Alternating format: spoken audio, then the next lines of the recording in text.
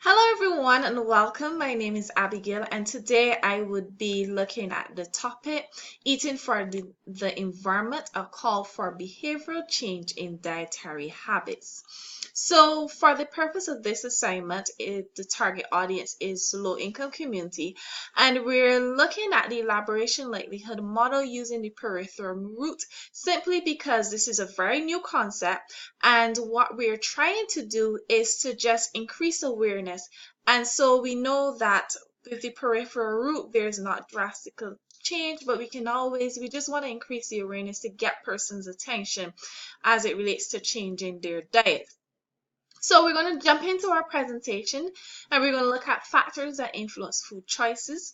And as you know, there are several different factors that influence food choices, many of which are listed here. We have biological, which is the intrinsic factor that we get the feeling of hunger. And then we have social, economical, and psychological. So if you're a student like me, one of your primary factors is going to influence what you eat is how much money you have in your bank. That's this legit it. And so whether you eat to live or live to eat, there's a new concept that I am going to introduce, and is whether or not your diet is good for the environment.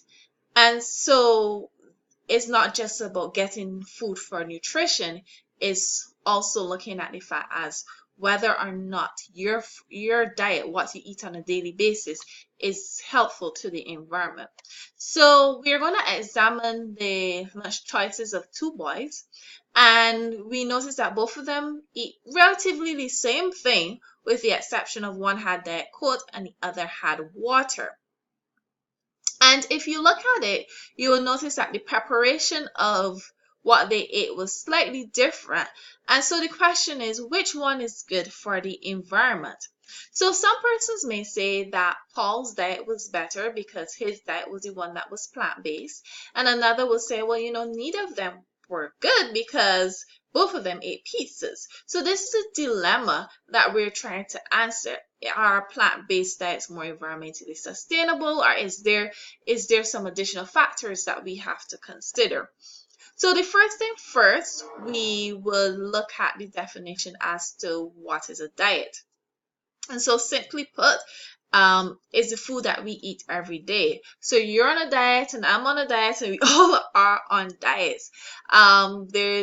If we make I know sometimes we have the concept that diet is something that you may go on when you want to lose weight, or when you're making, like, you have a condition, you're making special alterations. No, that's a colloquial definition, but a diet is whatever you eat on a regular basis. So when we talk about environmentally friendly diets or sustainable diets, according to the Food and Agriculture Organization, these are diets that have low environmental impact, but they also contribute to the nutrition and security and health of future generations. So it's just not about eating a diet that has a low environmental impact. It still must be healthy. And so what are some of the impacts? What are some of the factors that actually impact our diet? And there are several factors, as you can see. The use of chemicals and herbicides. So this clearly shows you that commercial farming versus organic farming can be more organic farming is more environmentally friendly than commercial farming because it's less use of pesticides and herbicides. And then think about how your food comes. Is it coming in a package? Because every time we use a package, guess where it's going? In the landfill. We're also looking at the processing of food, whether it is highly processed. So the more you process the food, the greater the impact it has on the environment. And then whether it's meat or plant-based.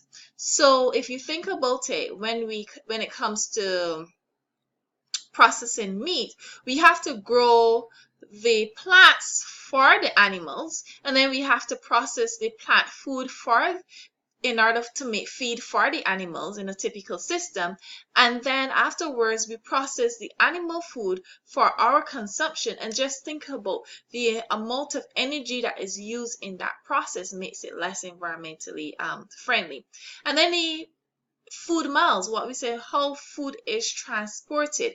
So where's your food coming from? Is it coming from Australia? Then obviously the impact on the environment is greater. So which of the boys' lunch was more sustainable? At Cursor Glass, yes, the one that was more plant-based, that would have been more environmentally friendly. But there are other things that we have to consider as you will see. Was his pizza, did it come out of a package? What kind of utensils did he use to eat his baked potato? All of these, did he use a water bottle or did he use tap water? All of these things you have to consider when you talk about environmentally friendly diets or sustainable diets. So how can we make our diets more sustainable? I think the answer is simple. You guys all know it. Reduce highly processed food, adopt a plant-based diet, and decrease animal intake. And these are steps that we can take as individuals to make our diets more sustainable. So the next time you eat, ask yourself this question: how does my food impact my environment?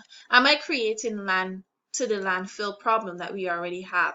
Am I creating a problem where we have more carbon emissions and there's the melting of the in the Arctic sector? Or am I creating an environment where my children can live in? Is my diet increasing biodiversity? Is my diet sustainable? And so these are the questions we have to think about. These are the questions we have to ask. And thank you for listening.